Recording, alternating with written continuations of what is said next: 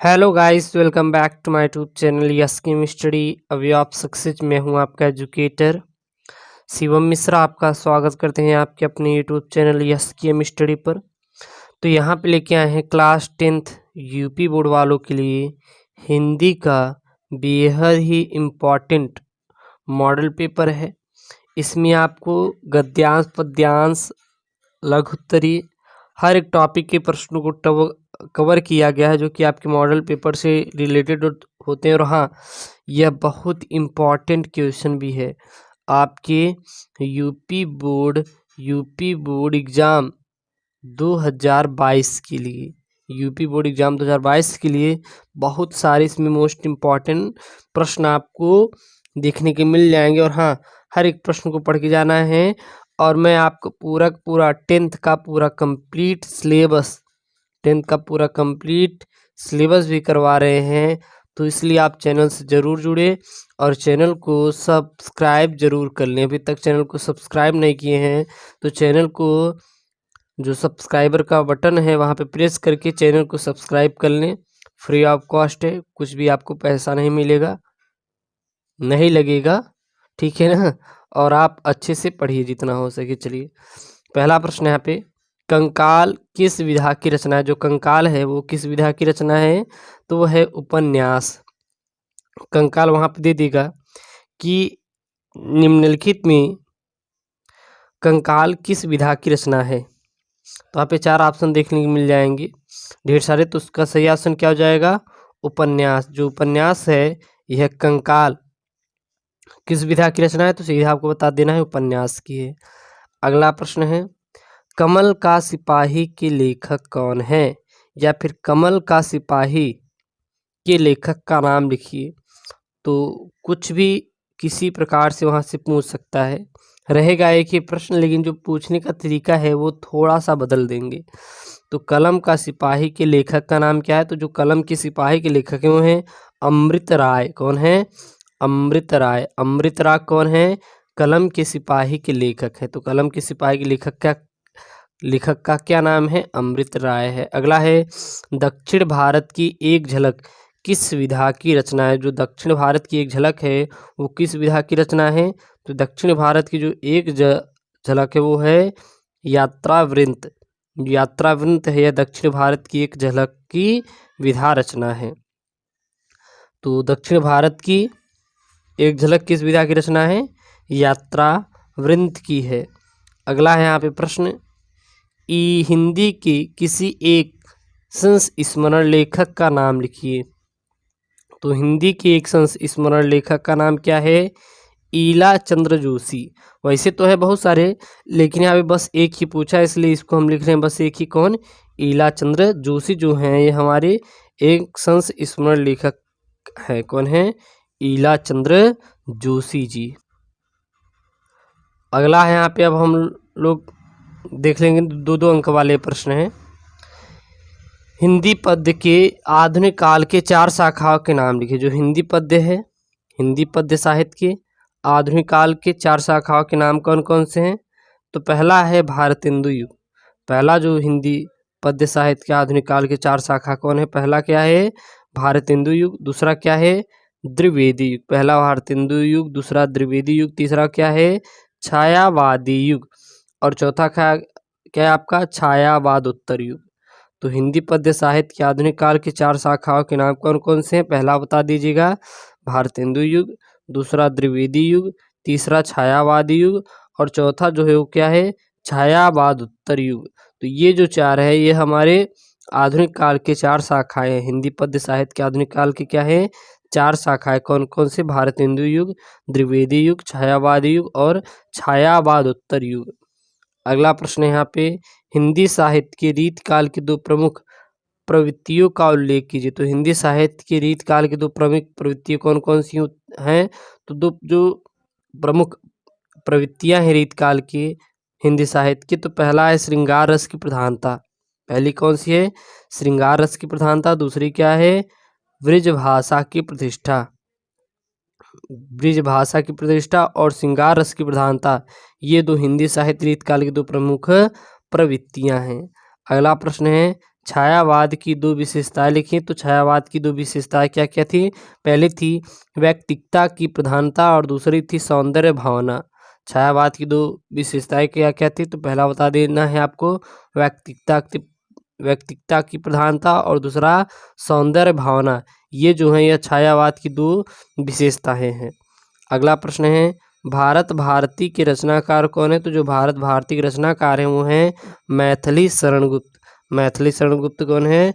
भारत भारती के रचनाकार है। तो भारत भारती के रचनाकार कौन है? मैथिली शरण गुप्त जी हैं। ये कौन है? हमारे भारत भारती के रचनाकार हैं।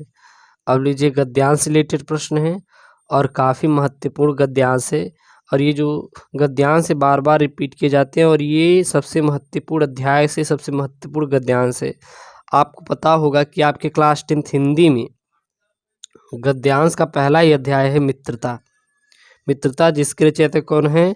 आचार्य रामचंद्र शुक्ल जी हैं। तो ये देखेंगे तो कहीं ना कहीं बार बार आपके बोर्ड में रिपीट किया जाता है, बार बार आपके बोर्ड में रिपीट किया जाता है, तो इसलिए इसको अच्छे से पढ़ना है। तो यहाँ पे है, निम्नलिखित गद्य के दिए गए प्रश्नों के उत्तर दीजिए। जो गद्य दिया गया है इनके सभी प्रश्नों का क्या देना है आपको मेरे प्यारे बच्चों? उत्तर देना है। तो सबसे पहले गद्यांश पढ़ेंगे। गद्यांश क्या है? यहाँ पे गद्यांश है, मित्र केवल उसे नहीं कहते जिसके गुणों की तो हम प्रशंसा करें पर जिससे हम स्नेह न कर सकें, जिससे अपने छोटे मोटे काम तो हम निकलवाते जाएं पर भीतर ही भीतर घृणा कर रहे हैं। मित्र सच्चे पथ प्रदर्शक के समान होना चाहिए जिसे हम अपनी प्रीति पात्र बना सके। हमारे और हमारे मित्र के बीच सच्ची सहानुभूति होनी चाहिए, ऐसी सहानुभूति जिससे एक की हानि लाभ को दूसरा अपना हानि लाभ समझे। मित्रता के लिए यह आवश्यक नहीं है कि दो मित्र एक ही प्रकार का कार्य कर रहे हैं, यह एक ही रुचि रखते हूँ। इस प्रकार प्रकृति और आचरण की समानता भी आवश्यक है। यह वांछनीय नहीं है दो भिन्न भिन्न प्रकृति के मनुष्यों में बराबर प्रीति और मित्रता नहीं होती। तो ये तो आपका गद्यांश है। गद्यांश देखिए 4 प्रश्न बने हैं। पहला क्या बना है? उपयुक्त गद्यांश का संदर्भ लिखिए। सबसे पहले हमें संदर्भ लिखना है। तो संदर्भ लिखने के लिए पहले आपको इसके चैप्टर का नाम और साथ ही साथ इसके लेखक का नाम। तो सबसे पहले यहाँ पे देखें कैसे ढूंढते हैं। यहाँ पे मित्रता है, यहाँ पर भी मित्र है, तो ये कहाँ से लिया गया है? यहाँ पर मित्र है तो यह मित्रता पाठ से लिया गया है। और मित्रता पाठ के लेखक आपको पता होगा कौन है? आचार्य रामचंद्र शुक्ल जी हैं। तो इसका आपका गद्यांश क्या हो जाएगा? गद्यांश सीधा हो जाएगा, प्रस्तुत गद्यांश हमारी पाठ्य पुस्तक हिंदी के गद्य खंड में संकलित मित्रता शीर्षक नामक पाठ से लिया गया है। इसके लेखक आचार्य रामचंद्र शुक्ल हैं। इस पाठ के द्वारा सच्चे मित्र के गुणों का वर्णन किया गया है, यानी उसके सच्चे मित्र के बारे में पूरा का पूरा बताया गया है। दूसरा प्रश्न यहाँ पे रेखांकित अंश की व्याख्या की। जो रेखांकित अंश कहाँ से कहाँ तक है? मित्र केवल उसे नहीं कहते जिसके गुणों की तो हम प्रशंसा करते हैं, यानी कि मित्र यहाँ से लेके और यहाँ प्रीति पात्र तक। तो चलिए देखते हैं इसका पूरा पूरा।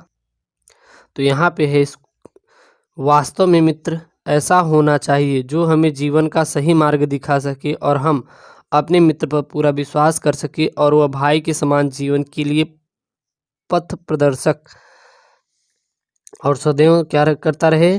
सहयोग करता रहे। थोड़ा सा इसको और अच्छे समझ। यहाँ पे है, मित्र केवल उसे नहीं कहते जिनके गुणों की तो हम प्रशंसा करें पर जिससे हम स्नेह न कर सके, जिसे छोटे मोटे, यानी कि मित्र वह नहीं है जो अपने मित्र के साथ छल कपट करे, बल्कि उसका कहीं ना कहीं अपने छोटे मोटे जो काम होते हैं अपने काम को करवा ले और उसका काम ना करे। ठीक है ना? भीतर भीतर हम उससे घृणा करते रहें, अरे वो तो ऐसा है वैसा है, लेकिन कहीं ना कहीं उसको हम लोग बाहर से मित्र दिखाएं तो ऐसा मित्रता किसी काम की नहीं। मित्र सच्चे पथ प्रदर्शक के समान होने चाहिए, यानी जो मित्र हो एक ऐसा है जो मुझे अच्छा रास्ता दिखाए, सही मार्ग में चलना सिखाए, ऐसा ही मित्र होना चाहिए। जैसे कि भाई होते हैं वो हमें अच्छा रास्ता दिखाते हैं, उसी प्रकार मित्र होना चाहिए।